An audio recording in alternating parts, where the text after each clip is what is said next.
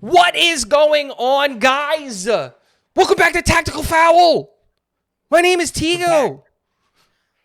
That's Kevin. You know who it is. Dude, You know who it is. we're back. We're back. Dude, every time we try to get this thing going on a regular, consistent Man, basis, either life. you're moving or I'm moving. I just moved. Yeah. Guys. It's been a couple weeks because, man, moving sucks. And I think Tiago knows this. Oh, yeah. Moving is so annoying. Especially because, like, so didn't you much guys have to stuff. move between states? No. No, well, we moved from one place to another. I was in Arlington, Texas. Now I'm in Fort Worth, Texas. And I mean, well, it was only like a 30-minute, but No, I thought you went from Arizona to Texas. No. Oh, that was way back when. Oh, yeah, we that's did this podcast. But man, yeah, was it definitely annoying to move, and it was tedious. And if you guys move, please consider hiring movers because it is not as easy doing it by yourself, and you end up spending a lot of money too. So, anyway. You got to do movers. I think when you reach a certain age, you got to do movers. Me and my wife, when we were doing this move, I told her right from the rip, I said, I don't care what's happening. I am not moving this house. And we're not going to get your brother. We're not renting a truck. We're getting movers. And like there are little things. You end up spending around the same amount of money if you just hired movers. And it's done faster. Yeah. And it's done way faster because they'll set up the furniture, they'll put everything, and you don't got to worry about, like, there were little things that we did. Like, we moved the pots and pans. Right. We moved some of the things in the kids' rooms. But when it came to, like, this couch, that Pac-Man machine, the big couch, our bedroom, we didn't touch any of that stuff. Let the movers do it because they know how to take care of it. They're not going to try to break anything. They're insured. Like, if you drop your $3,000 TV, that's on you. If they drop your $3,000 TV, guess who's getting a new TV? So it's get movers. If you're going to learn anything from today's podcast, get movers when you move. And I'm a cheap Mexican, okay? I like cheap, but trust me, you're not going to save too much more money trying to do it on your own. And if you have a job, oh my God, it just makes it that much harder. Anyway, what's important. We're getting carried away. We're going to talk La Liga first because there's a lot of things to talk about. We're going to talk about La Liga and how this is the closest race in La Liga that we've had in 10 years. It's insane, especially a real 3-team race in La Liga, which is phenomenal. So stick around for that. We're also going to be talking about, well, the Premier League's kind of done. Liverpool won. And we're going to talk about that, and then we're going to admit it as an Arsenal advocate. You're an Arsenal fan. Just own up to it. It's better when you own up to it. And we're going to wrap up the show talking about the Champions League, doing our Champions League predictions and everything like that. Yeah. So stick around. There's going to be a ton of great content. But let's start in the place where football shines. In La Liga. Barcelona, Real Madrid, and Atletico Madrid. 1 point between them. 25 of 38 games done. Who would have predicted this? I mean, there's just so much. It's just so much. We talked about, and the thing about it is, I think the biggest thing that we're talking about here is Barcelona just having those dips and having those dips in form and then back in form and then dip in form. If they can the question I think will be here is if they can keep the consistency, because we know that Madrid can do it. And we kind of know now that Atletico can do it, because I think we talked about this. They have not lost. They have lost one game since November. I think that this is one of the best, if not the best version of Atletico that we've ever seen. And that's a controversial statement. I know. No, I think it is. Atletico Madrid fans will probably watch this and be like, oh, no, when we made the final, it was the best. This is the best, at least player for player team that I've ever seen at Atletico Madrid.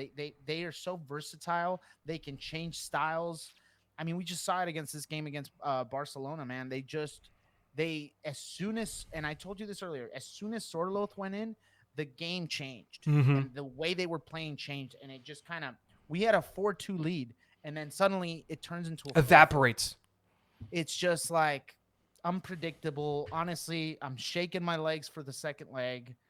I'm hoping that we come in with as much heat as possible because I do want the Copa del Rey.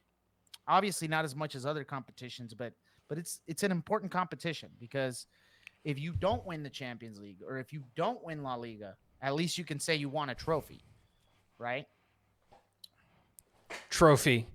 You guys won a trophy this year. So did Real Madrid. We won a trophy this year.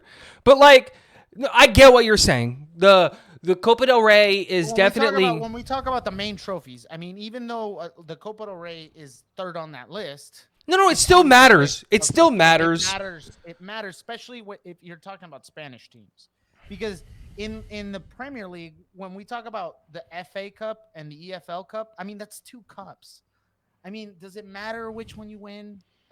You know what I mean? I feel like it's not as important to win the EFL or FA Cup as it is to win the Copa del Rey because that's one single competition. No, because I think the better thing is like I think it's a misplaced comparison, and I don't want to get down this rabbit hole. The Copa del Rey is the FA Cup. That's what they're the same thing. They're just different names. And then the Supercopa de España is the EFL Cup. That's a better example. The EFL, but okay, yeah. The EFL we remember that the Supercopa de España. This is the new format where it's only 4 teams in Saudi Arabia, and it's all money and all of that stuff, right? It used to be a full tournament and all of those things. I have a different take, and we'll talk about it when we get to the Champions League stuff. But I think the reality is that, like, dude, I agree with you. This is the best Atletico team I think we've ever seen. They are this Atletico team is the best defensive team in all of Europe. And that's not like a hyperbolic statement of me just trying to say something to get clicks. No, they have conceded 16 goals in La Liga. Crazy. There is not a team still in the teens in any of the top 5 leagues in the world. None of them. Even like when you take into consideration PSG and what they're doing in France in a league that's not even real, they've conceded 22 goals. There is not a team in Europe who is still in the teens in their league. And like in the top 5 leagues in Europe. And that, I think, is an accomplishment that like they are so good at playing defense and suffering and playing a 5 in the back. And like that's what they're just gonna play defense. And I think that you mentioned it with Sorloth and how he can provide but I think honestly the MVP signing, and you said this off stream and I'm going to give you credit for this. I was just about to mention Julian Alvarez. There it is. Julian Alvarez has changed the face of Atletico. And this is like when you look at the team, you have him playing as a 9 with Griezmann kind of being having that creative role to kind of feed him. And then Griezmann comes off. You have Sorloth, who's you mentioned what 6'4", 220 pounds. I have no idea how much he weighs. I'll find out. I don't know how much he weighs, but he's like 6'4". He is 6'4". Dude is like a mini Holland. 200 pounds. Mini Holland. He's like a Holland junior. I don't even know. But like what I'm trying to get at is like, dude, they're the same height and weight. Because as soon as Griezmann comes off, Julian Alvarez stops being the 9, and now he's playing the creative role, feeding this fast, strong, and just giant. Call it what it is. Just giant. He's a goal machine, but he's a goal machine. You know what I mean? If he was any faster and had a little bit more quality, he's Holland, essentially. You're not wrong. And it's like, actually, it's funny. If you look at the Ultimate Team, he's got very similar stats to Holland, and he's just... Dude, they're the same height and weight. They're the same. They're both Norwegian. They're both 6'4", 200 pounds. But what I'm getting at is like the versatility that they have in their play and the way that Simeone finally has all of his pieces together to play his anti-football. I hate it. That he loves to play, man. I hate how he plays, but it works, man. The puzzle pieces are finally in place for him to do it, man. And you know what's crazy? Atletico Madrid isn't talked about enough. And that's crazy. I never hear anybody talk about Atletico Madrid. And I think that works in their favor Because there's no expectation of them. There's no expectation of them. And like we talked about this stat, and I mentioned it a little bit earlier while you were talking, but I want to make sure that people hear this. Atletico Madrid have not lost a game since November. We're about to, no, I'm sorry, they lost one game since November. We're about to enter March. That means in 4 months, they've lost one game. And it was a 1-0 game to Leganes, which we all know was a fluke. They have not lost a game. They've played us twice and drew both times. Like,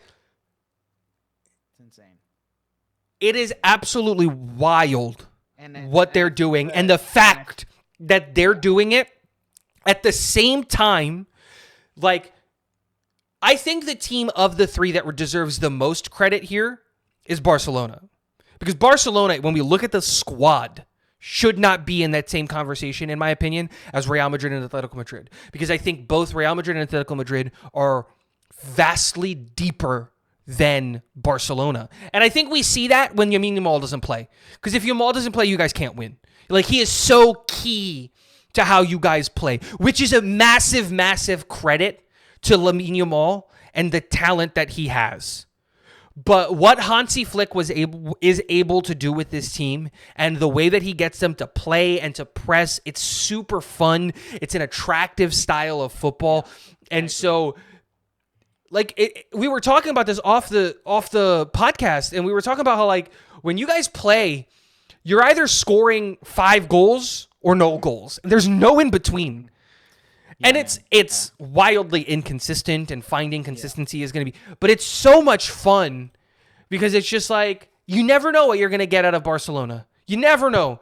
You go into a game where it's just you know what, this really honors that, just really honors something that Cruyff said, where he would rather have a game end 5-4 than 1-2. And I totally agree. Like, Hansi's got them playing that, like, football that we've been wanting to. Because with Xavi, we just didn't get it. With Xavi, we got a lot of those 1-2s, of those, you know. So that's what happens when you play that Pep style. You know what I mean?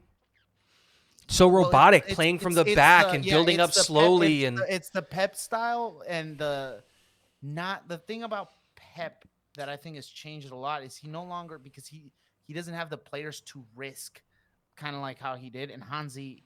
And neither does, but here's the thing, neither does Hansi. I mean, if we look at this Barcelona squad, you said it, it's like, we look at this squad compared to like Atletico Madrid or even Real Madrid for that matter, and player for player, I mean, Atletico Madrid and Real Madrid both have technically better players. But I think, obviously, as a Barcelona fan, I don't feel that way, but looking at it non-biasedly, yeah, it's true.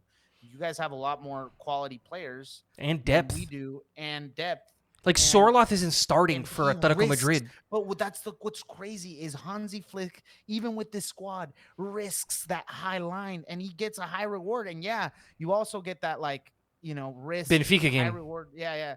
Benfica game and Atletico Madrid game. You know yeah, like, no, absolutely. Because the first 2 goals. When does Atletico Madrid score 4 goals? I'm going to look it up. Keep going. I'm going to look up. When does Atletico Madrid score 4 goals in a match against this big of a team? Because maybe they scored 4 goals against Leganés or Las Palmas. They scored 5 against Getafe. And 4 against Elche. But against big teams, like, look at the Champions League results. No. I'm looking at it like right now. Like, the only time they scored over 4 was, like, they scored 6 on Sparta Prague, but it's Sparta Prague. Of course they did. Like, they beat PSG by 1 goal. It was 2-1. They beat Mallorca by 1 goal. 4 goals. That's the thing, is like, it's crazy, and it's amazing that he's able to get a good reward out of playing the high line, but then you also risk that, like, you're gonna get scored on because you don't have the like, you don't have a center back good enough or defense line that's good enough to maintain the score with the high line. It's absolutely, I think there's a lot of credit there. I think something that helps with, like, Hansi Flick and what he's doing is like, one, I think having Lamine Yamal is such a credit to, like, what they're doing. Robert Lewandowski be finding his footing again, in a system that he's familiar with Hansi's fitting. I can't hear you. But also, I think the other thing is Rafinha has... still can't hear you. Rafinha is another one of those situations where, like, he's been arguably Barcelona's best player this year. Like, that's the crazy thing to say that like, and I don't think that's all that controversial. I don't think that there's a lot of controversy in saying Can you hear that. Me now? Yeah, You can hear me now, right? yeah. So that's what I was getting at. Rafinha Finding himself. What I was saying is like being able to perform the way that he performs, because we've mentioned this in the past, and even though I don't completely agree with you, Rafinha isn't like an outstanding player. He's not a great player. He's not technically gifted. Okay. He's not a gifted dribbler. He's good, and he's speed. That's it. He's not great, and he's fast. Yes, but like he's putting numbers. He's putting numbers. He's been your best player this year. And like, how do you get a player like Rafinha? And yeah, like I get he's just utilizing his speed, but even then, to play this well, it's just no. But that's what I'm saying. What I was saying while you were doing your thing is just trying to give credit to Hansi. Is like he doesn't have the squad depth because of all of the Barcelona things, and he doesn't have all of the talent because, like, how much I dislike Rafinha and all those things. But Lewandowski has 20 goals this year already. He's almost on a goal a game pace. You know what I mean? Yamal has 11 assists. Here's the thing about Lewandowski that I want to rant about, though, is it's just like it's either he's doing good, and if he doesn't have the perfect game, man, he doesn't perform, and that's what I worry about Lewandowski. But like I think that's the fear. No, I don't think that's but I think that's the problem when you have the type of striker that Lewandowski is. Because like Lewandowski, like when you look at the number 9s of the world right now, a lot of them don't really fit the athletic profile of what Lewandowski provides. Like the only other one that kind of fits a similar athletic profile to what Robin Lewandowski is doing is Harry Kane. And there's already conversations that Harry Kane might leave Bayern in the summer. And so like when we look at like the best number 9s in the world right now, when you have those conversations, like the Haalands, the Mbappes and those conversations, they all kind of have a really similar athletic profile, which is they're really good dribblers. They're really, really fast. They can play on both feet. Most of them tend to like to play from either the wing or from a specific side. And like, that's not what Lewandowski is. He's a true out and out number 9. It's the end of a generation of strikers that we're just not going to see anymore. What I love about Lewandowski is he has such great positioning. Yeah. Off the ball, I don't think there's anyone better off the ball. Off the ball is just crazy, and the vision that he has when he does pass and the shooting, he's a great player. But I mean, yeah, I'll give it to him. He's scoring well, he's doing well, and especially a man of his age at this point to be playing the way he's playing. I mean, at a club of this size, I think he's the same age as Messi, and he's playing in top leagues, and Messi's in MLS. 36. How old is Messi? 38, probably. 37. 1 year older. I mean, and you got him playing at Barcelona with 20 goals, and Messi is at Inter Miami. So anyway, I don't want to make comparisons or anything, but to be at that age and doing what he's doing is pretty outstanding. Guys, in the comment section below, let us know, who do you think is going to walk away with La Liga? I said it at the beginning of the year. I'm going to say it again. Are we going to move on from La Liga? Because yeah. We're going to talk about Real Madrid.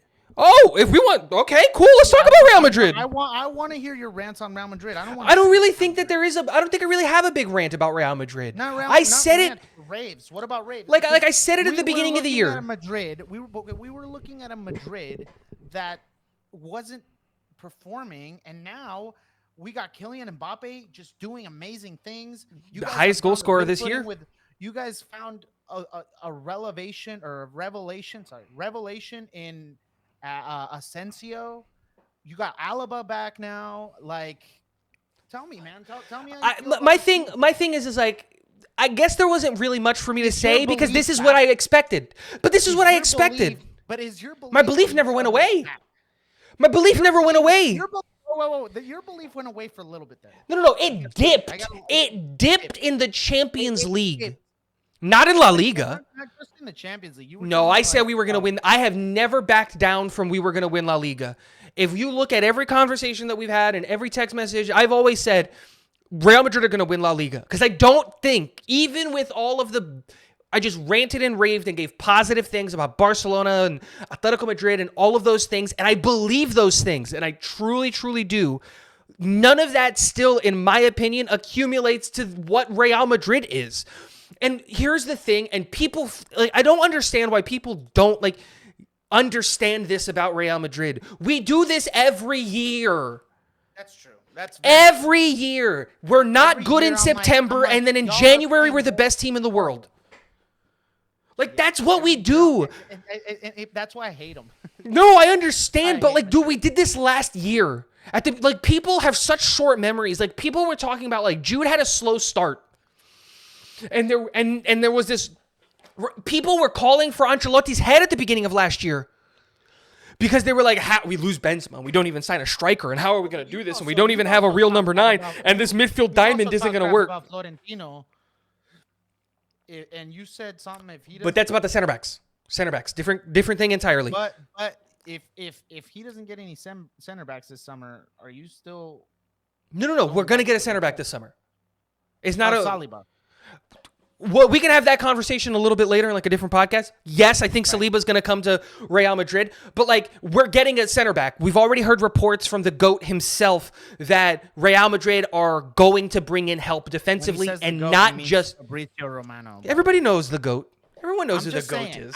Some people, the newcomers, right? Everybody knows that the real Fabrizio GOAT of football is Fabrizio Romano. He's the GOAT. He is one of the only soccer things that I'm actually subscribed to with the notifications turned on. If you want confirmation about something, he's the guy. If you hear a rumor and it hasn't come from Fabrizio Romano, it's not real. I'm just telling you right now, it's not real. But going back to what I was saying, is like we know that like we're gonna bring in Trent, like that's priorities number 1, 2, and 3 for Real Madrid. But they also have said that the priority is to bring in a center back, and they've identified a couple of targets and a couple of players that they want to bring in. Saliba is at the top of that list, but I don't want to go down that rabbit hole.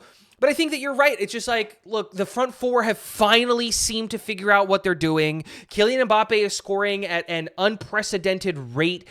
In 2025, it's him. It's 2 Frenchmen, ironically. It's him and Dembele are the highest scorers in 2025. Kylian has 17 goals for Real Madrid this year. So, like, and that's just in La Liga. And so when you look at all of the things that are happening and all of the stuff that Kylian is doing this year, it's just a really, really solid team. And the defense is starting to catch up. And I think another thing that like really makes me really confident is that with the defense finally getting healthy, that means Tchouaméni can now come into the midfield and Camavinga's back, which means now we have the flexibility if we want to put Valverde at right back. And I don't want to put Valverde at right back. I want him in that center midfield pairing with Tchouaméni. But I just don't think you can keep playing Lucas Vazquez at right back because he's such a liability where... You know, Fede won't be, but like again, it's like I still think we're the favorites to win La Liga. I think we're the betting favorites right now to win the Champions League, and I get that, and we'll talk more about the Champions League when we get to that part of the show. But like, I'm comfortable with where my team is at right now. I really like how we're playing, and I think the best part about it all. I gotta say, this is the one time. Because even last year, they didn't give me the sensation. Last year, I don't know where you got the sensation that they were doing good. Last year, I was really just like, I don't see this team. But this year, and that's why I'm telling you, it's like, this isn't me being biased. This is me looking at them for face value. Last year, I feel like they're better this year than they were last year. I think we're more complete this year than we were last year. Yeah, 100%. You guys had that dip and we're with the center backs, but I think healthy. And the way that you guys are playing, if you guys are 100% healthy, you guys could beat any team in Europe right now. Looking at you guys non-biasly and at face value. This is and that's why I'm like, I always tell you, like, because sometimes you tell me like, oh well, you're just Barcelona thinking. I get that, but I try to look at Real Madrid, especially when I'm talking to you and when we're doing this podcast, at face value. And right now, I can genuinely say I think that Real Madrid are playing a lot better. And if right now they continue to play the way that they're playing, they can beat just about any team in Europe. Yeah, and I agree. And like that's the whole thing is look, there's still work that needs to be done, especially defensively and stabilizing in the midfield, because we're starting to see, the bang ups and things that are happening there. But I think the front four has figured out how to play with each other. And I think, and I will say this, and this is the hill that I'll die on, I don't think that outside of the center back depth, which we know is a problem, or like defender depth, which we know is the problem, I will put Real Madrid's depth in the midfield and up top against any team in all of the world. Real Madrid just played the kids against Sociedad and won that game relatively easily. Endrick scored in the first half. I was very impressed, and I told you, I'm like, I called you, and I was like, hey, did Real Madrid just beat Real Sociedad? And I know Real Sociedad. And they played the kids. Like the team. They played the kids and beat them. Yeah. And I think they played the says kids. a lot about where you guys are at as a team right now. Like, and I think like a lot of people forget that like Camavinga's only 22, Asensio's 22. You know what I mean? Arda Güler is 20. If we're really being honest, Endrick is 18 and Bellingham is 21. We played the kids. Looking at this game, looking at this team, it looks, I think, more complete than it did last year. And absolutely. That's saying something. Because last year we did the double. Moving on. Let's go to the Premier League because it's over. We're done. We're never going to have to talk about the Premier League. And you know what? Liverpool have won the league. Hand them the trophy now. I have nothing to say, but you know what? I'm going to go in this podcast and say it. I was wrong about Arsenal. I was very wrong. I wish I had the balls. Sorry. Do you remember the beginning of the year when we did our predicting the Premier League? Yes. You had Arsenal to win, and I laughed at you. And I'm going to laugh at you again. I'm going to laugh at you at the end of the season. And you had every right to. And I let that fraud, bald-headed Eggman trick me into believing him instead of believing the other bald-headed Eggman, but the newcomer. Because I had Liverpool ending second. And I wish I had the balls to put Liverpool first. Because, well, they won the league in February, man. Not technically and mathematically they're still in it, but... No, it's over. It's over. It's over. I mean, there's just no... And just looking at... It's a 13-point difference. Arsenal tied Forest today. That's done. It's done. I can't even argue. And you know me, I'll go and look at every little gap. Like last year when we were talking about Barcelona, I'm like, well, if you guys somehow slip up in these games, if you tie your shoe with your left hand instead of your right hand, the ball curves the other way, and you missed that shot, bro. I think I called you while I was on my way. I called you. I was driving, and I had called you, and I had said, man, I mean, if we look at like these next 5 games, we could. And I can't even do that with Arsenal because it's really done. I mean, 11-point gap. Arsenal don't have an answer to Kai Havertz because Kai Havertz is gone. It's a 13-point gap. Havertz has been 13-point, even worse. Yeah, because it was 11 points up until today that they tied, and so they don't have an answer for Kai Havertz. Had Kai Havertz stayed healthy, I think they would have continued being in the competition at least. But there would at least been belief. I think the belief is dead. Arteta really he really messed up by being picky with the striker. And I hate that he went on and said, well, we want a striker that's going to fit. Well, you guys just needed somebody. Like you this said, is the problem. You guys just needed anybody. This is the problem. And I want to go on a little bitty rant right here. I'm going to go on a little itty bitty rant right here. And this is the problem. And this is why I will never have Pep as one of my GOAT managers. This is why I'll never have Pep as one of my GOAT managers, is because Pep needs to have players that fit into his system. If the players don't fit into his system, it doesn't work. It doesn't work. And we saw that with Cole Palmer. We're seeing that with Jack Grealish. If the player isn't perfect for his system, it doesn't work. And it doesn't work like at all. And we're starting to see that at Arsenal, because you're going to sit here and you're going to be picky and you're going to do all of these things and you're going to try. And we made a list, you and I. I'm going to go through our text messages of all of the strikers that went in January, because there were so many strikers. You had a pretty extensive list on who. There were so many strikers that went in January, and they didn't take one of them. Matthias Tell was available. They said no. Morata was available. They said no. Kvaratskhelia was available. They didn't even pursue him. Yeah, but he wasn't a 9. Doesn't matter. They needed a winger too. They need someone on the left wing too. I'm sorry, Martinelli's hurt and they have Martinelli. hurt. Oh, Martinelli's also hurt? Martinelli's also hurt. And Trossard's not a young man. And I'm sorry, Kvaratskhelia is better than all of them. They needed a forward. They said no to Matthias Tell. They said no to Marcus Rashford. They said no to Alvaro Morata. They said no to Kvaratskhelia. They said no to Joao Felix. They said no to Raul Asensio. They said no to Jimenez.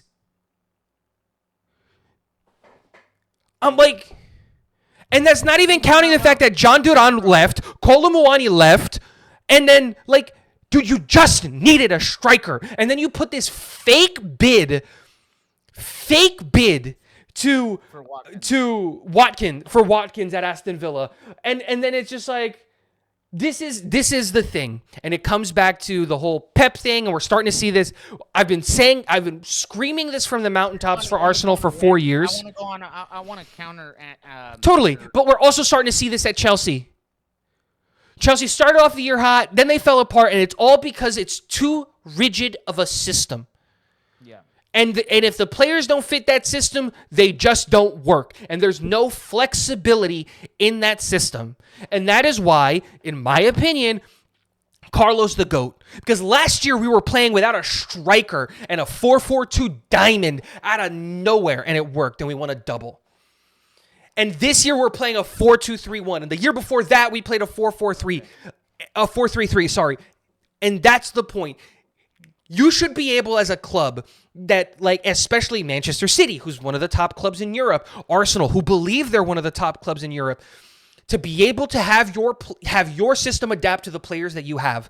Arne Slot came into Liverpool and didn't go, I'm going to try to shoehorn these players into my system, like what Ruben Amorim is doing at Manchester United. It's too rigid. No. What did Arne Slot do and come in? What are the players that I have available to me? What system can I create that I'm comfortable coaching that is going to get these guys to win? And now they have 67 points in 28 games and have won the league in February. And that's the key difference. Okay. And Arsenal have outspent everybody in the Premier League in the last 5 years. They've outspent except for Chelsea, because no one's outspending Chelsea. But, like, that's the point. And so, rant over. Liverpool have won the league. I'm gonna kind of argue the points that you made here. I will never, as somebody who loves Barcelona, as somebody who just I can't talk bad about Pep as a Barcelona fan. I just can't. I will say this about Pep is that definitely something that isn't clicking with him in the squad, and a few things that I want to address that you said. Firstly, Pep is a young manager. He's coached how many teams? 4? 3? 3. Was it Barcelona, Man City, and Bayern Munich? Yep. 3 teams. He's a pretty young manager. He still has Carlos, much more experienced. Totally. So yeah, when it comes to like that aspect of like who can do more with the players, Carlos definitely going. Pep's not a young manager though. He's 55. He's 55, but like I said, how long has he been coaching? I don't know. He took a year off Barcelona. He coached Barcelona for 4 years. He coached Bayern Munich for 3 years. And he coached, now he's 6 years with City? That's a total of 10, 11-ish years? No, because he's been a manager since 88. No, he hasn't. Yeah, he has. He started his managerial career in 88. He didn't, but it wasn't the same. He started his managerial career at Barcelona in 88. But we're talking D1. We're not talking, these little teams. Like, he slightly was a player. Oh no, I'm sorry. No, in 2007. Yeah. He started I said it wrong. That's when he started his career. I messed up. I looked at the wrong thing. 2007. So he's been a manager for 20 years now.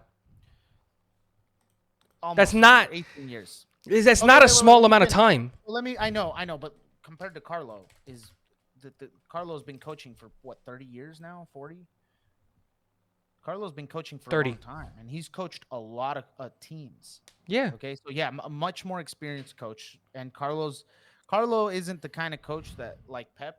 He's more he's a more traditional coach, so he's able to be more versatile with his players.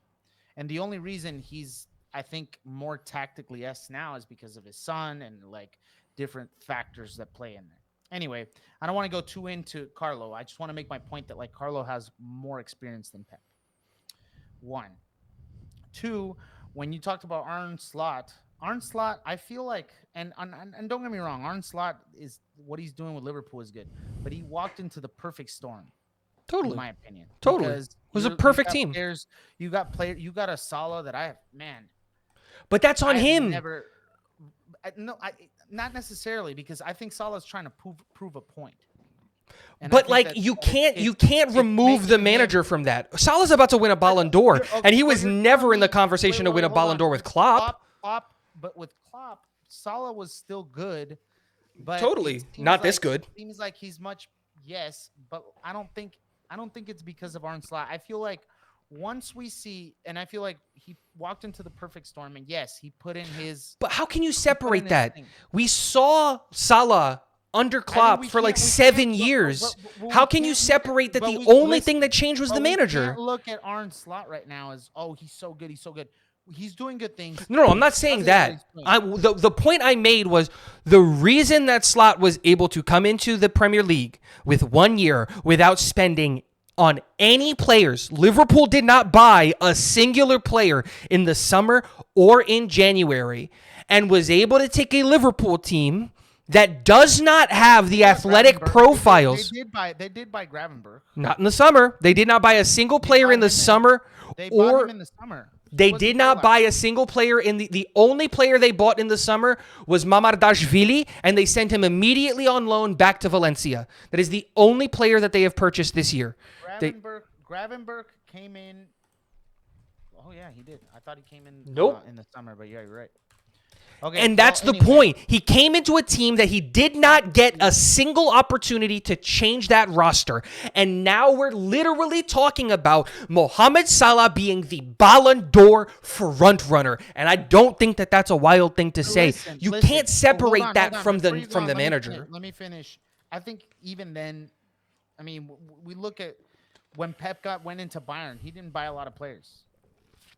When Pep went into Bayern, he didn't buy a bunch of players. He went in, won the thing, and yeah, he didn't win the Champions League, right?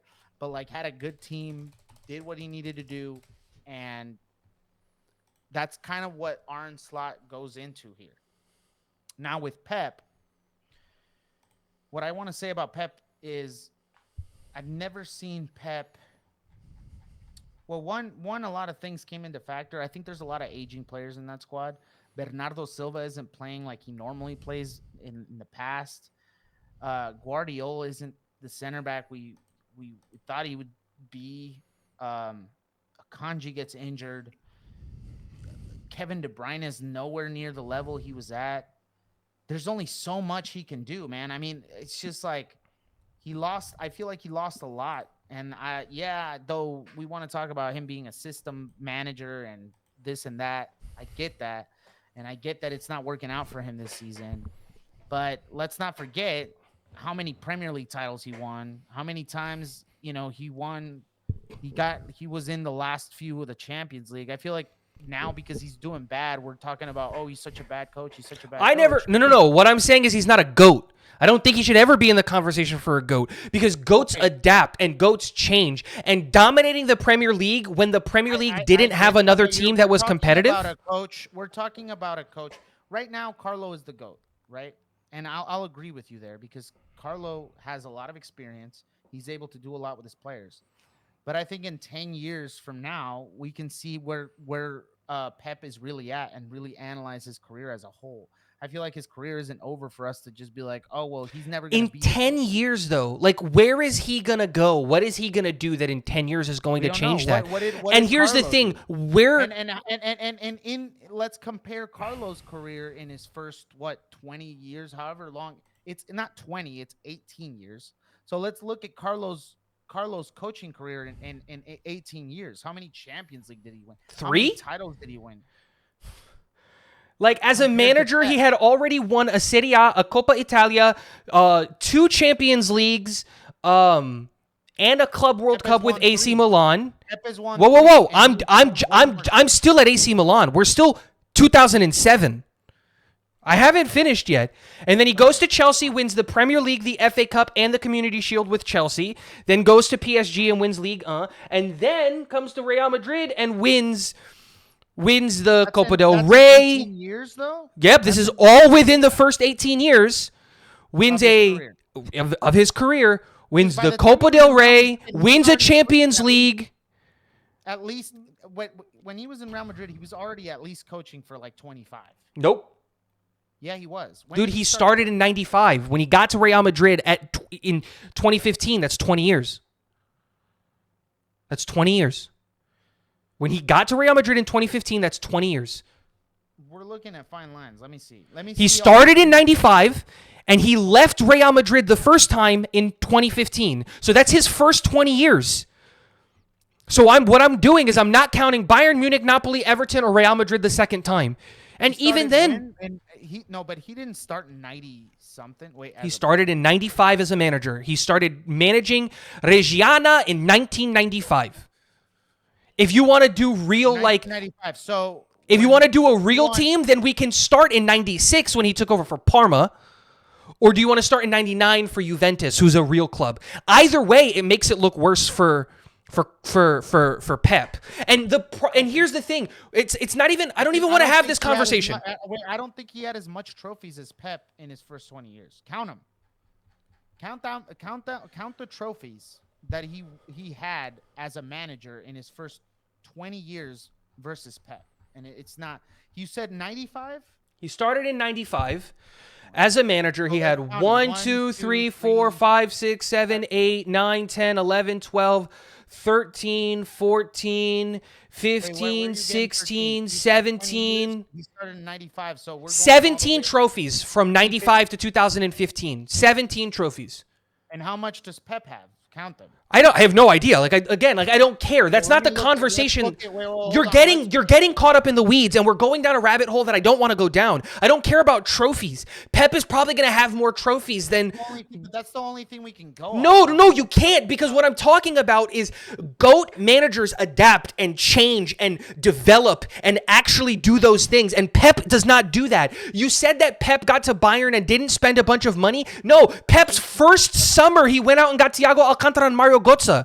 His first summer, he spent and he bought 2 players immediately. And then in his second summer, went out and got Xabi Alonso and Pepe Reina. Okay, but why are you not looking also at the players that Ancelotti got? I mean, you're only looking No, at totally. I'm not arguing that. Like, he came in every team and literally just won with the players that he had. Bro, but let's not act totally. But let's not act that when Carlo went to Chelsea, that Chelsea was the best team in England at the time when he went to Chelsea and he was able to win the Premier League with Chelsea. Let's not act like AC Milan was a European. Well, they were actually in the early 2000s, so that's different. Did Pep buy any players when he went in his first season in Barcelona? Did he buy any players? He didn't buy anybody. And yeah, I get it. He walked into the perfect. So he worked, but that's what I'm saying. He walks into a perfect team and a perfect situation, and then he runs that team until he doesn't get the way that he wants. And then what does he do? He jumps ship from the perfect built Spanish team to the perfectly built German team, and then goes, "Oh yay! Like, I have another perfectly built team. I had 3 players and I can play my style." We can't look at. But you look at Carlo, like, he didn't walk into perfect storms too. When Carlo was around, AC Milan was one of the best teams. Totally. Carlo was around, Chelsea still had, what's his name, that Russian guy that was super rich. I'm not saying that he didn't spend, but here's the question.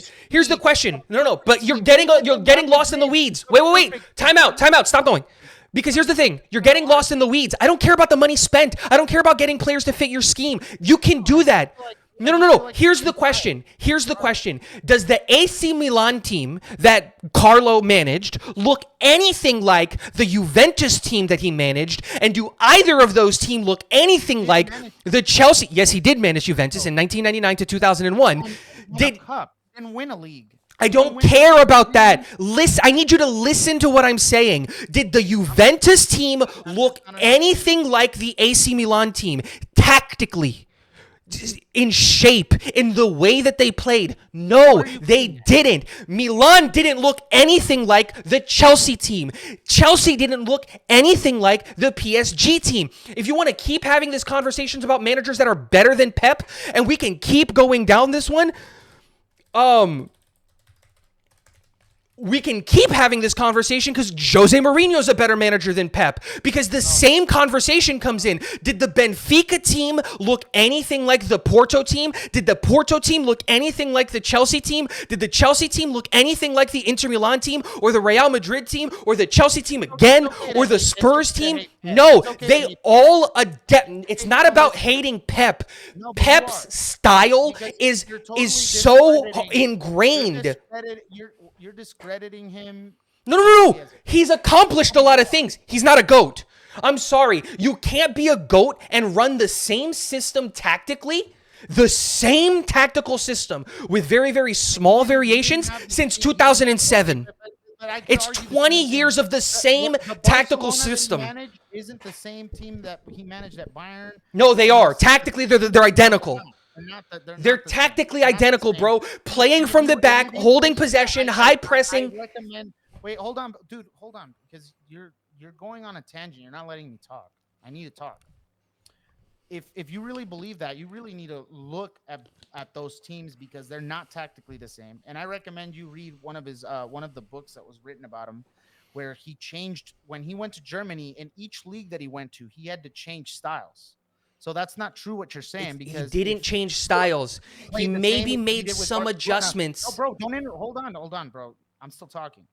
So when you look at every team that he went, he had to adapt to that league, even to the Premier League. And so you can't say that, oh, he had the same team yet. No, he didn't have the same team. It's not the same tactic. Just because he played possession style football or because he played positional football doesn't mean that it was the same team. Did he ever not play a 4-3-3? He hasn't. He's played a 3-4-3. Where did he play? Where did he ever manage a 3-4-3? Give me one example where he consistently managed a 3-4-3. He did the 3-4-3 at Bayern. No, he didn't. He did. When did he play a 3-4-3 at Bayern? When? With that defense that they had against Barcelona, and he did it against Barcelona and lost. What? He's never not played a 4-3-3, bro. He literally went to go get Xabi Alonso from Real Madrid because he needed a Busquets. That's the thing. If you have to really look at his team, he doesn't just play with a 4-3-3. I don't know where you're getting that. Dude, that's literally all. It's always a 4-3-3, and you can, dude. Let's just have the conversation. Who was the striker at? But then it'll be that on paper, and then he'll play a different formation as the game goes. Dude, he made minor adjustments. Totally. He went from a false 9 at Barca to an actual 9 at Bayern. But look, go to this page called it's on YouTube. It's called I don't care. We're getting lost in the weeds. We're getting lost. The point is that Pep never adjusted. He's never done any of those things. Like, I get where you're getting at, but one, it's not true. It is. And two, to say that Pep isn't one of the best managers. That's not what I said. He's not a GOAT. He's not a GOAT. He should not be. He shouldn't be in the conversation with Sir Alex. He shouldn't be in the conversation with Sir Alex Ferguson. He shouldn't be in the conversation with Don Carlo. He's not a GOAT. No, but you can't. Jose is a GOAT. Jose's not a GOAT. Jose's a GOAT. Jose's the best manager. I think if you need a manager for a singular season, there literally isn't a better manager than Jose Mourinho. You put that poll out there. If you need one manager for 1 year and you need a win, you're gonna go get Jose. Hold on. He got sacked from Man United. Sacked. Yeah. So did. He's about to get sacked from Fenerbahce. No, he isn't. He got sacked from Roma. couldn't do anything with Roma. Spent a bunch of money at Man United. Why are we acting like Roma's a well-ran club? After they sacked Mourinho, they sacked 3 different managers in the span of 3 months. And he won a trophy with Roma. Okay, what about Man United? Where's your excuse there? Man United's a dumpster fire. Nothing. Man United's a dumpster fire. Louis van Gaal did better than Mourinho at Man United. Man U is a dumpster fire. When was the last time that Pep took on an actual rebuild? Oh, yeah, he didn't. He walked into perfect teams with unlimited money.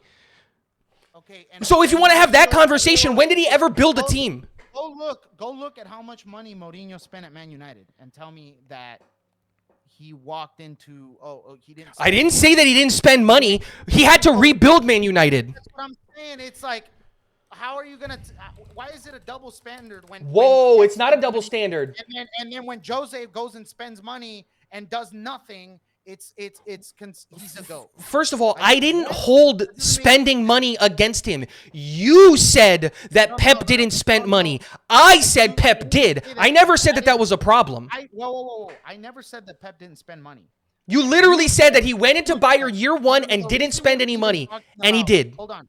The reason why we're even talking about money is because you went on and you said, "Oh, Pep had unlimited money." That's literally why I even brought up money. Yeah, he did. He had perfect teams and unlimited money. He's never been a part of a rebuild. Wait. I'm going to go back to when did I say Pep didn't spend money? You literally, if I had a rewind button, I would rewind it. You literally said when he got to Bayern, he didn't buy any players. Because he didn't. He did. He bought 2 players, 2 key players, Mario Götze and Thiago Alcantara in the summer. Mario Götze wasn't a key player for him. It was a big signing. He played games, and Alcantara was. Don't act like Alcantara didn't change that. I didn't say anything about Alcantara. I said something about Mario Götze. That's one. Okay, so again, what you said was wrong. You can't say that Carlo didn't. But like, what are you getting at? What I'm saying is, the point that I'm saying is that all of the other managers that I've listed, Sir Alex Ferguson, Jose Mourinho, Carlo Ancelotti, are all better managers because they actually have tactical flexibility. They actually understand the game of football at a deeper level than just, this is my system, this is how we're going to play, and if the players don't fit in this system, I'm going to kick them out. I've already explained it, so we don't have to go on a tangent, but I've already explained how that's not true. Whether you want to believe it or not, that's on you. I'm just saying, and Mourinho, on that dog water of a Manchester United team, won a Europa League, won a Community Shield, and won an EFL Cup. Doesn't matter. So all I'm saying, hey, Europa League matters. I'm telling you what it is. It's fine if you don't want to believe it, but no, I'm telling you, because again, like we're running into the same conversation with Arteta, and we're gonna have the same conversation with Maresca, and it's just like it's rigid. Arteta is not Pep, so I don't care about Arteta. You can talk all the crap you want about him, and it can be true because even though I think that he's good, I don't have anything to back it because he hasn't won anything. And with Pep, different case. If Pep can go to AC Milan and turn around that team and actually change his style and not play a 4-3-3 with a DM and a number 9, like then maybe we can have a conversation. But I could say the same thing about Carlo. If Carlo went to if he went back to like Juventus, if he went to a team where he didn't have to spend any money and they were crap and made him good, then I'd believe what you're saying. But that's not the case. Every team he's gone to has been a good team. That's not true. That is true. What team has he gone to that hasn't been a good team? When he went to Chelsea, Chelsea was a good team. Napoli wasn't a good team. Napoli wasn't a good team when he went to Napoli. Yeah. Like that's the whole thing. Like I know the man's career. He didn't do he went to Napoli and tried to be part of the rebuild in Napoli, and we know that Italia win at Napoli. He didn't. This is what did he win? Okay, wait, I don't know. Hold on, let me see. He didn't win any. I don't think he won anything in Napoli. He won nothing in Napoli. No, I don't think he won anything in Napoli. This is I don't even see that he coached Napoli here. He did coach in Napoli 2018 to 2019. But didn't win anything. No, he didn't win anything. But like the thing is like scratch that argument because No, it's not a scratch because here's the difference because he did Napoli and then he did 2 years at Everton and he didn't win anything at Everton as well, right? He did, but he didn't win anything. Of course he didn't win anything at Everton. It's Everton. What are we talking about? It's Everton. Nothing at Everton. Of course not, because it's Everton. The only times that he's won anything were at AC Milan when they were really good, He won stuff at Chelsea because they had a really good team and they still had unlimited money to spend, just like Man City. He won stuff at PSG, and if you really want to count Ligue 1 as a win, whatever. He won stuff at Real Madrid, and Real Madrid is just a team that wins. And he won stuff at Bayern Munich. Also, didn't win as much as Pep, by the way. Wasn't at Bayern for that long. He was at Bayern for a year. Okay, and in a year, Pep had won more trophies at Bayern than he did. That's fine. You see, this is the problem. This is the problem with the modern game, because now you have this conversation of like, oh, it's all about how many trophies you get, and we can't have an intelligent conversation about like tactics and actual adapting and actually changing. Because like, when was the last time that Pep played anything other than a 4-3-3? Okay, and then if you want to look at formations, what other formations has Carlo Ancelotti used besides a 4-3-3 also? He has played You want to have this conversation? When he was at AC, he played a 5 in the back. When he was at Juventus and at want to know when he was at Juventus and when he was at AC Milan, he played a combination, depending on the game, of a 3 in the back, a 5 in the back, and a 4 in the back, depending on the competition that they were playing, all within the same year. There were 6 years at AC Milan where he would play a 3 in the back, a 5 in the back, and a 4 in the back. Completely different era. And again, if we want to talk, that's more in depth. We could spend 3 hours here talking about what the formations Pep has used and the formations Ancelotti was used. The reason why we're using trophies, and I know that you don't want to and you think it's biased, is because that's really the only thing. No, but if you want to have those trophies, let's talk about trophies that matter. Let's talk about the trophies that matter. The Champions League. Don Carlos the GOAT. He's the most Champions Leagues of any manager in history. Conversation over. 6. Wait, how many Champions Leagues have he has 6? He won? Okay, but he's also coached 10 more years than Pep. Okay, Pep's not going to get 3 more in 10 years. Pep has already won, 4? 3. Is it 3 or 4? It's 3. 3. That's 3 more in 10 years? He's not getting those in 10 years. Do you think Man City's going to get back to the promised land? Okay, wait. In 10 years, we can come back to this conversation and see how many. And whatever. If you only want to count Champions Leagues, fine by me. It's not just about Champions Leagues. We all know that the Premier League hasn't been competitive in the last 8 years. And that's partly his doing. I'm not going to discredit him for that. But, like, there wasn't really any competition in the Premier League. Like, so there's no competition there. He didn't win 6. Oh, he won one as a player. I'm sorry. He won one as a player with Inter Milan.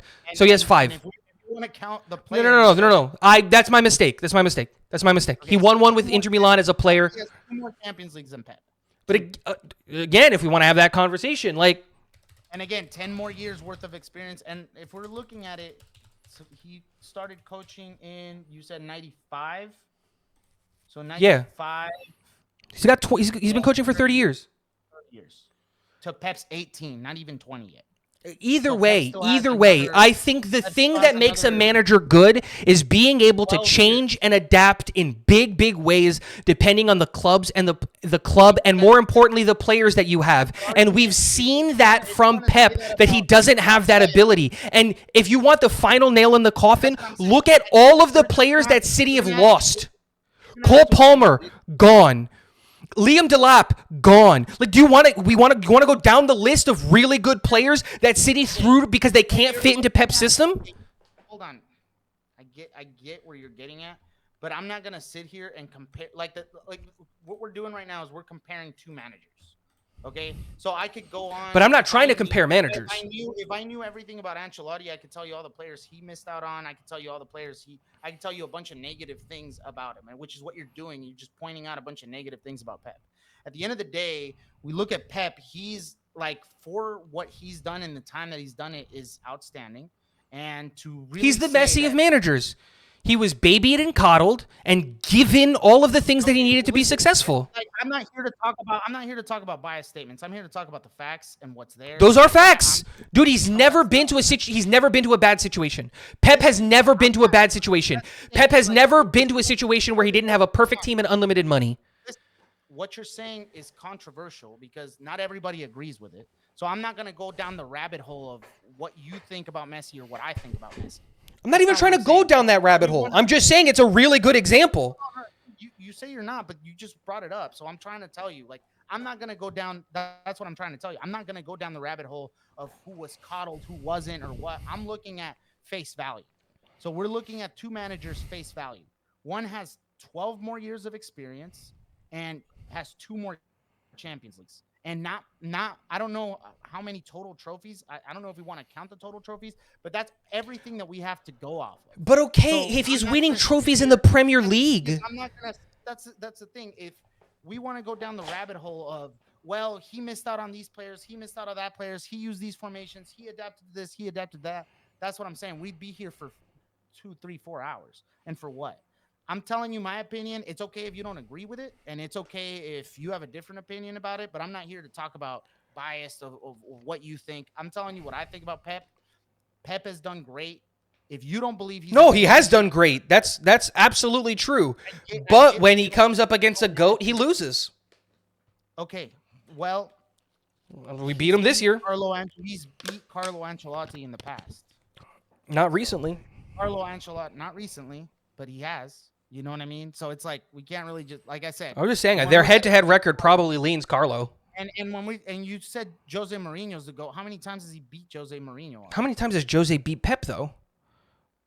Not as much. I'm gonna tell you right now, bro. Not as much as Pep has beat Jose. If you look at him head to head, Pep beats Jose by a mile. Again, that's fine. Like and the times that Jose has beat Pep has been like 2-1. He's never destroyed Pep. well, Pep has that's destroyed but that's Jose. not. That So doesn't matter. That doesn't matter. Like you guys beat us 4. You guys beat us 4 goals this year. I don't think you're the better team. Okay, fine. I'm not saying that, but what I'm saying is, you talk about Jose like he's a GOAT. He is. You want to crap on Guardiola like he's not a GOAT. I don't but think like, he's a GOAT. Guardiola has head to head. Guardiola has beat Jose more. Thomas times, Tuchel has a Champions League. Won more trophies, and spent about the same amount of money as Jose. So you can't. That's a biased take. But Jose has gone to reclamation projects. Jose has taken teams that need to be rebuilt. That you cannot say that about Pep. The only team he did that. The only team we could talk about that he did that with was Porto. That's literally it. That's the only team. That Man United team? That Man United team was awful. Awful. In his first summer, he had to do a fire sale, and then he went and won a Europa League with a team that was awful. Didn't win anything. He won a Europa League with a team that was awful. One Europa League isn't that important. Yes, it is. There are the only trophies that matter are domestic leagues, Champions League, and Europa. But did he win a Champions League? With an awful team. Like, But when was the last time Pep actually built a team? Go look, and the thing is, we got to wrap this up because we're spending a lot of time talking I agree. Let's go to the Champions League again because we're going to go in circles. You want to think that Pep is a GOAT? That's fine. That's fine. I'm not trying to convince you that he's not.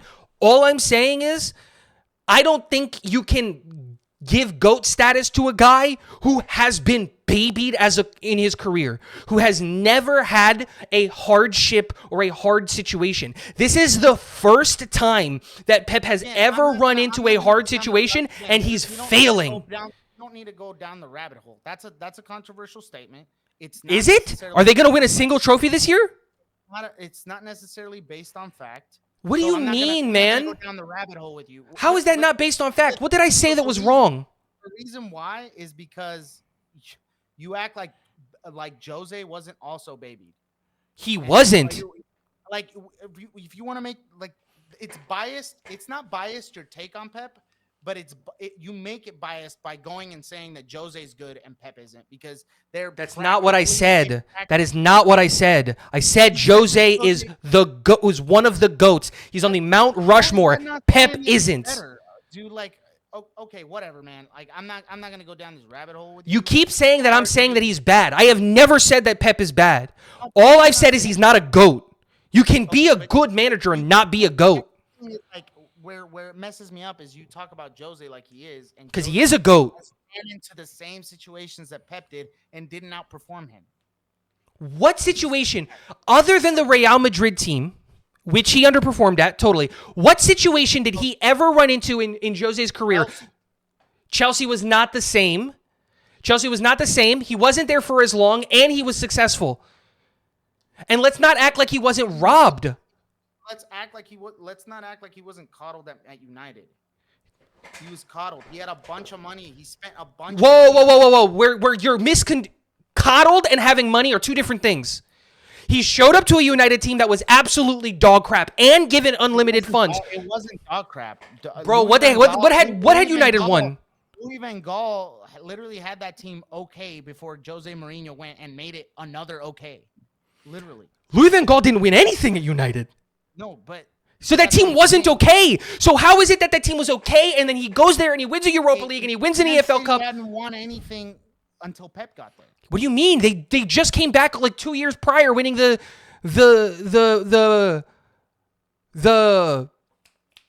Premier League. With when did he get there? Prior, or was it like 3 or 4 years prior? When did he get there? What year was it? League last before Pep got there. What year did he get there? 2013? Let me double check. Because in 2010 they were third. In 2011 they won the league, and then 2012 they won and then 2013. I think he got there in 2013. No, he got there in 2016. 2013 he was at Bayern. Okay, so they hadn't won a league for what 5 years, which is about the same. They got a second. They got a second the year before he got there. The year before he got there, they were in second. And then the year before that, they got a first. United was in 7th. Man City, the year before they didn't win. They didn't win the Premier League. No. The Leicester won. The year before that, they were second, and then the year before that, they won. So he didn't walk into a bad team. He walked into a top 4 Premier League team. Okay. With unlimited oil money. Jose Mourinho came in. When was the last time Manchester United won? Which was probably around the same time. United, right now, I think it's 2010, 2011. 2012, 13. When did he go there? Because I think it was later. It's later than that. Mourinho goes to United in 2016, right? Okay, so same year. Last time that United, when he gets there, the year before he gets there, 2015, 2016, they're 5th. He got there at the same year that Pep got then 4th, then 7th. And yeah, so it's like 6 years, 4 or 5 years before, and they won a Premier League. But they weren't the same time. And if you look at it, it's like, oh yeah, Man City were second. Man United were still in top 4. You said they were 4 and then they were 7. Yeah. It's a similar situation, man. And if you want to look at the fine lines, fine by me. But it's like it's biased. It's biased to say Jose Mourinho was a GOAT and that Pep wasn't. And now if you were to say Carlo's a GOAT and Pep wasn't, that's less biased than saying Jose was. And I think Jose's tactical flexibility puts him in that GOAT category. He's never played the same tactical or philosophical style at any of his teams. I'm going to have to agree to At disagree. any of his teams. And Pep has never changed philosophy once. Champions League! Next topic. Champions League, we're going to run through it. Let's just do our predictions, and we can talk about it really, really quickly. Knockout rounds, we see Brest beat PSG. Nothing at his other clubs. Just saying. Yes, he did. PSG, Brest. I hate it when we get a same country in the knockout round. I thought the Champions League was supposed to prevent stuff like this. But PSG smoke Brest 10-0 over 2 stretches. They face Liverpool. What are your thoughts on this game? Let's keep them brief. I told you earlier, I think PSG could win this game. I agree. And not to say that Liverpool aren't walking in as the better team. I just think that form matters. Form matters. Form does matter. Liverpool are walking in as the better team than PSG, but I just think PSG, when the stars align for them, when Dembele has a good game, and then you've got Barcola now. I think Kvaratskhelia. Yeah, I think the PSG have the quality to overcome Liverpool, but obviously Liverpool are the favorites, and I think Liverpool is the best team in Europe. Agree.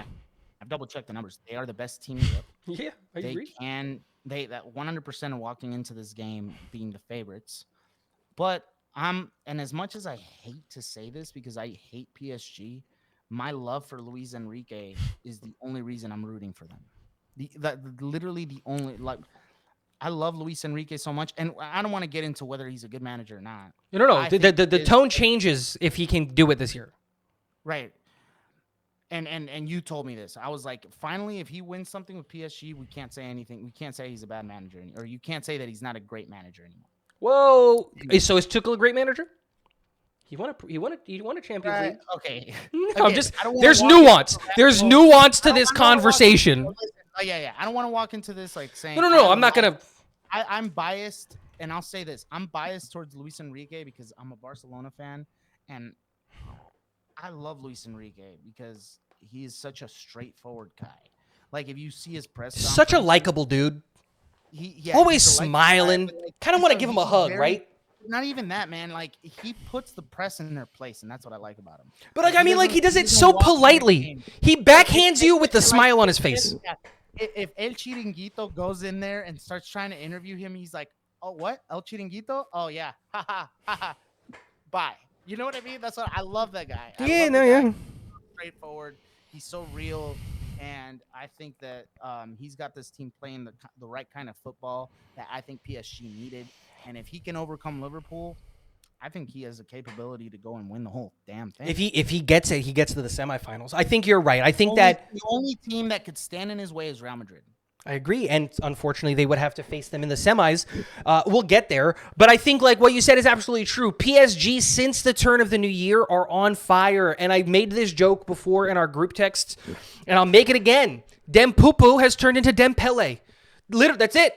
That's what's happened, man. He is performing so exceptionally well. And there's nothing to stop it. And that's what I think the thing that you said is kind of really, really good is Liverpool have kind of slowed down and PSG have caught fire. And so it might be this perfect storm of, good team, bad team, different situation. We have no idea what's going to happen. And I love that about this matchup.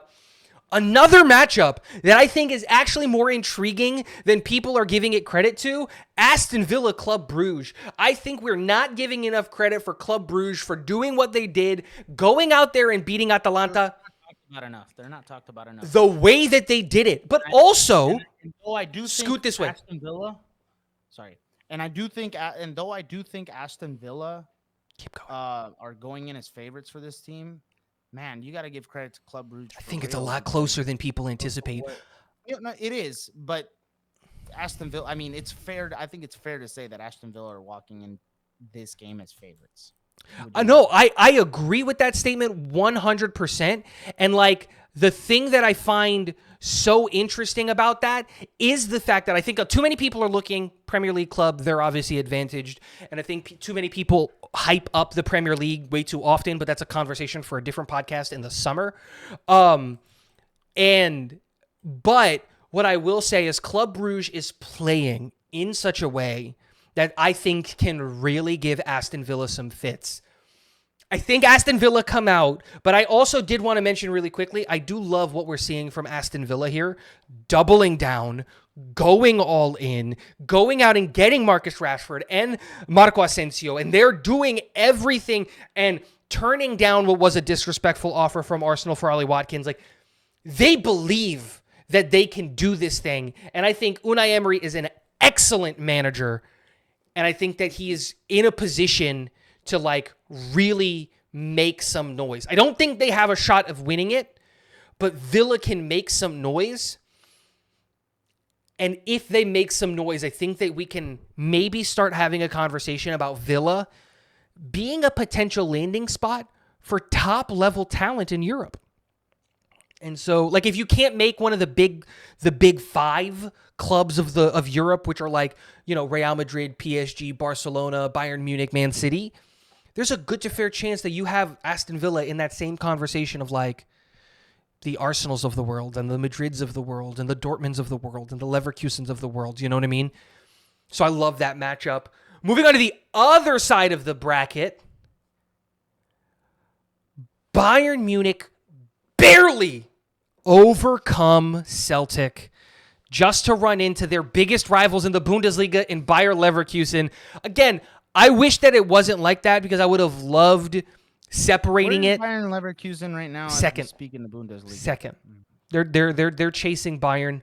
Bayern is starting to run away with it, but I wish that the draw would have been Real Madrid Leverkusen because then we would have truly seen a full split of the whole where we have there aren't any continental matchups in the round of 16 and we unfortunately have two.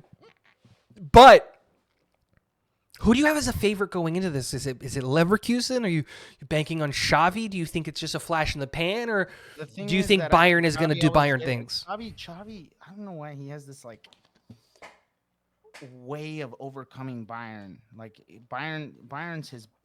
I don't excuse my language. Bayern's kind of his bitch. You know what I mean? Like he's just. Know what you mean? He knows them. He knows how to get to them. Not even how they're playing, what manager they have. And so, though I'm going to say the same thing about Aston Villa and Club Brugge, though it's a close matchup, Bayern Munich are still technically the favorites. Yep. But you have that like Xavi can beat Bayern Munich. So don't go as if I were a Bayern Munich fan, I would not go into this. Don't go confident. Oh, we won it because you are not going to go into this game. This game's not going to come easy to you. No, this is going to be a war. I think that this game has a real potential of being the best game in the round of 16. It's a derby in a sense, and so it's going to be. We have two of those. It's going to be a good game. It's going to be a good game. Next game, Feyenoord Inter. Feyenoord overcame AC Milan to run into the other Milan team. Going back to Feyenoord, man. As a Mexican, I gotta talk about Santi Jimenez, man, taking that L, dude. Like, bro, damn, how do you go and leave Feyenoord, go to Milan, and then lose to them, dude? And he scored. That's the thing. He scored. He did his job. Oh man, that's so sad. But Theo has to get that stupid second red. The second yellow gets a red card. So Milan did. So I think the best way to look at it is Feyenoord didn't make any mistakes. But they didn't also capitalize on any opportunities.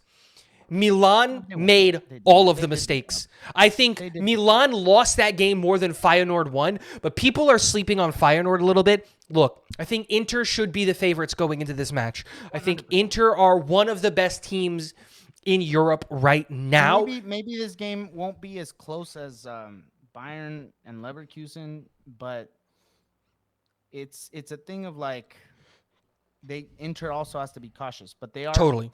I rank them. Don't sleep on Feyenoord.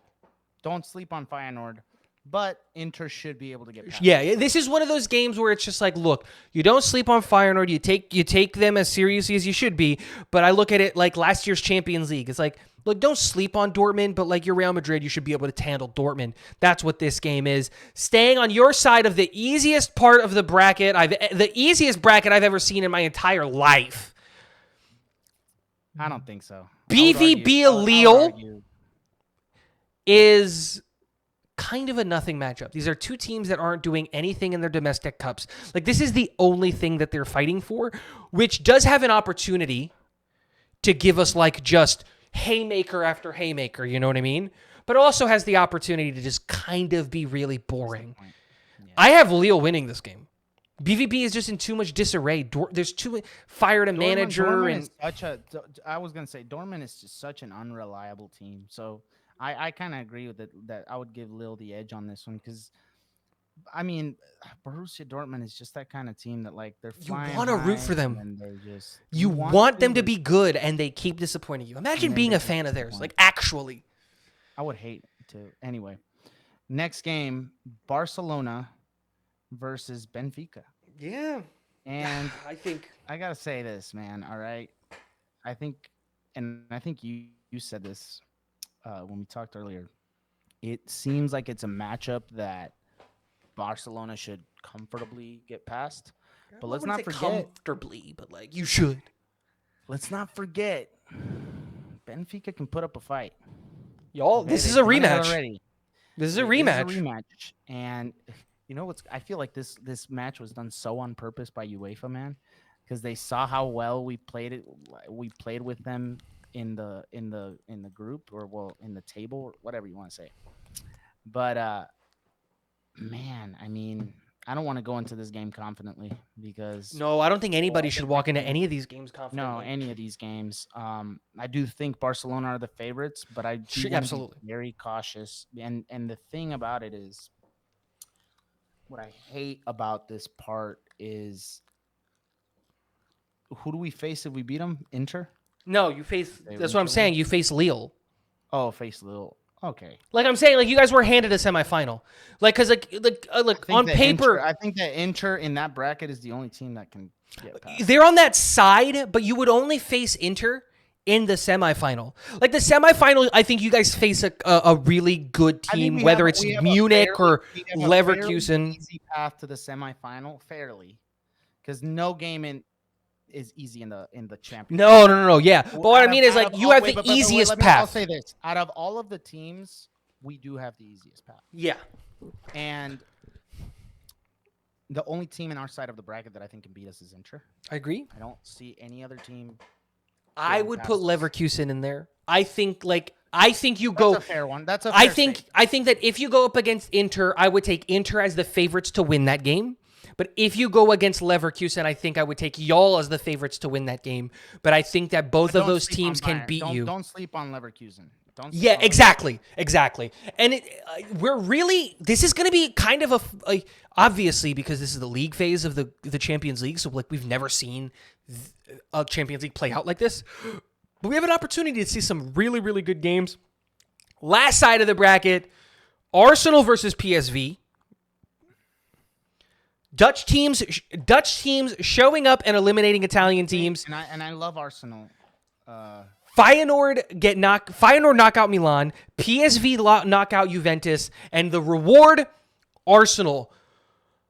But I think PSV So- has a shot honestly, with how hurt Arsenal is. I'm gonna go back to I love Arsenal, and they're the Premier League team I think I root for.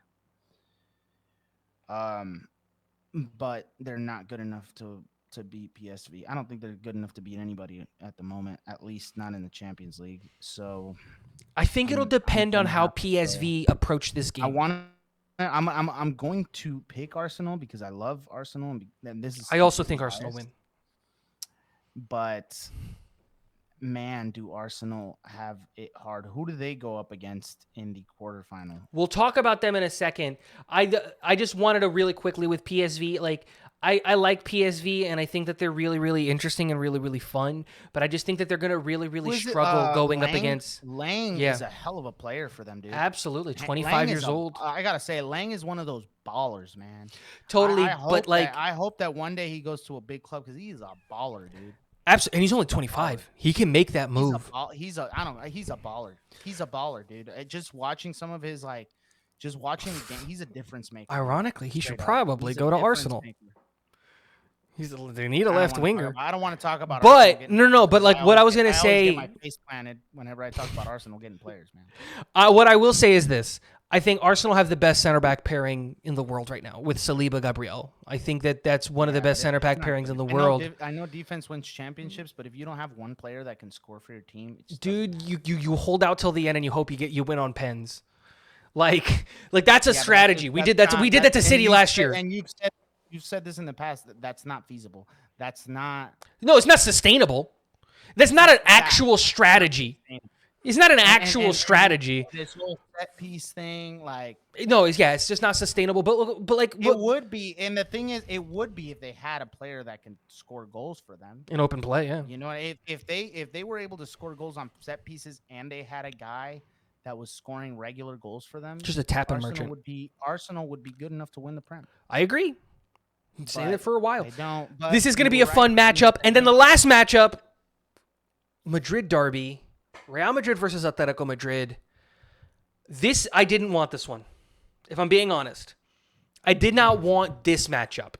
And it's not because I don't want to play Madrid. It's not Because I do. Atletico Madrid are good. It's because their fans are a shithousery. It's not because I don't. It's not because I'm the thing scared is- of Madrid. The thing is that It's Atletico it's because I Madrid hate them. fans are their 12th player. Yep. I don't want to have to play at the Metropolitano. That's it. I hate that stadium. I hate that fan base. I hate that team. I hate their manager. Put them all in jail. And, like, that's it. That's really it. Because I think we win this game. You think you win this game? In 2 legs, I think Real Madrid should be the favorites. And I think that we Here's are. What I'm going to say about but Atletico can win. Let you go, and then I'll say No, that's it. I'm done. I think we should be the favorites, and we are.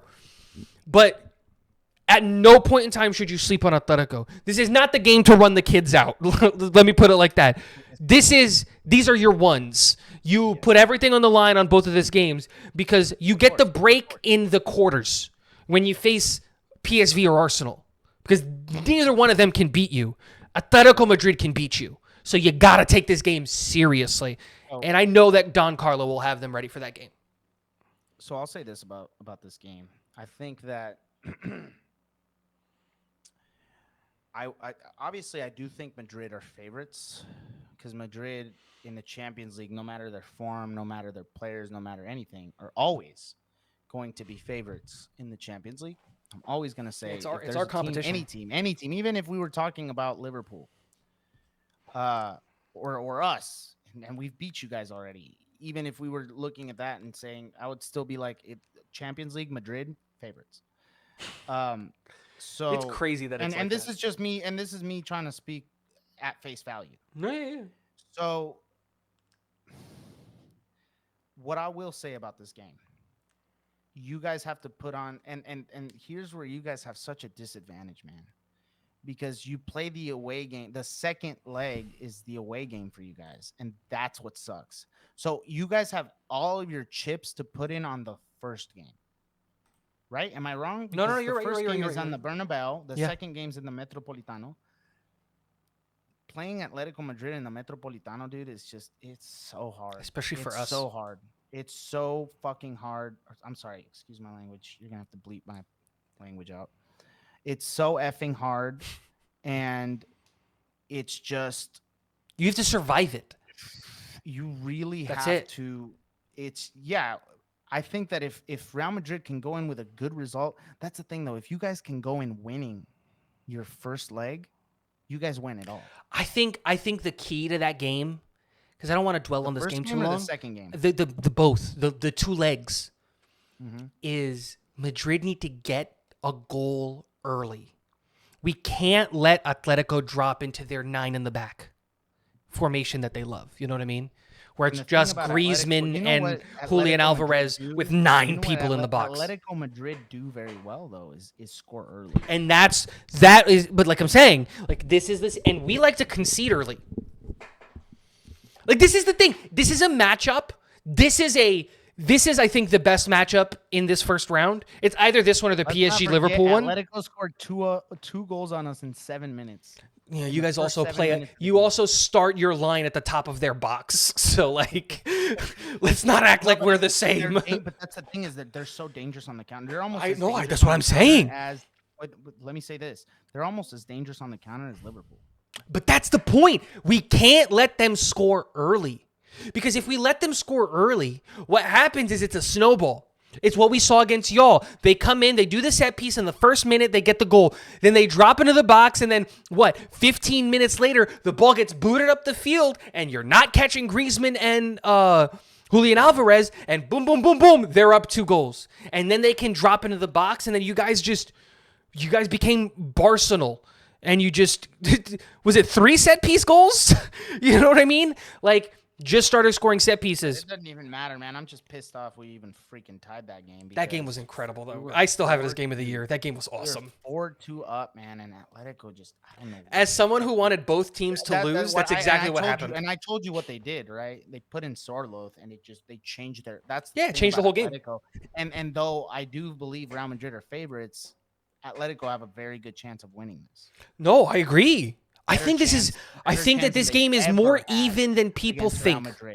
I think if this wasn't the Champions League, it would be really, really even. But because it's the Champions League, it's our tournament.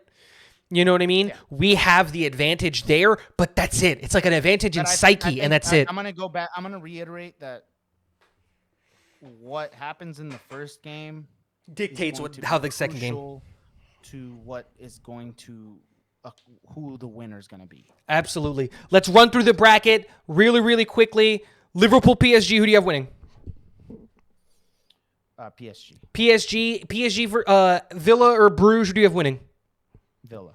PSG Villa.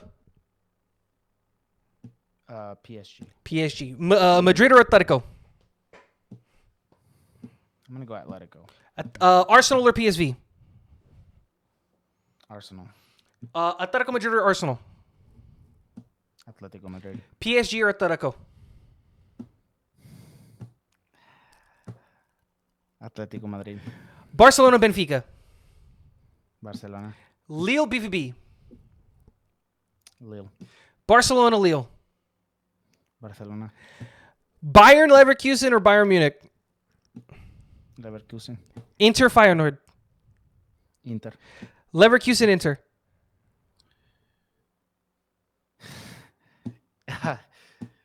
Inter. Inter Barca. Barca, but that's biased. Barca PSG. Man. Barcelona. Okay. I'm having Barcelona. This is completely biased, though. I'm not. No, look, I get I'm it. not gonna stop My I'm not gonna bracket. stop My bracket would have gone. I think Liverpool beat PSG. I think Villa beat Bruges. I think Liverpool beat Villa. I think Madrid beat Atletico. Arsenal beat PSV. Madrid beat Arsenal. Madrid beat Liverpool. So they're making it into the final. Inter beats Feyenoord. Leverkusen beats Bayern. Inter makes it to the semis. Barca beats Benfica.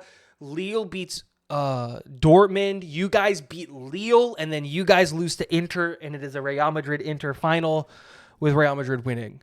And so that would be my best. I think whoever wins the game between Liverpool and Real Madrid wins the Champions League. I think those are the two best teams in the Champions League right now. But guys, anyway, wrapping this up, guys. This was fun. a heck of a podcast. I'm gonna tell you what. And we had so many things to talk about. We want you guys to like, subscribe. Make sure you go down in the comments. Tell us, everything we talked about, even the whole Pep thing. Tell us if you guys think Pep is the GOAT.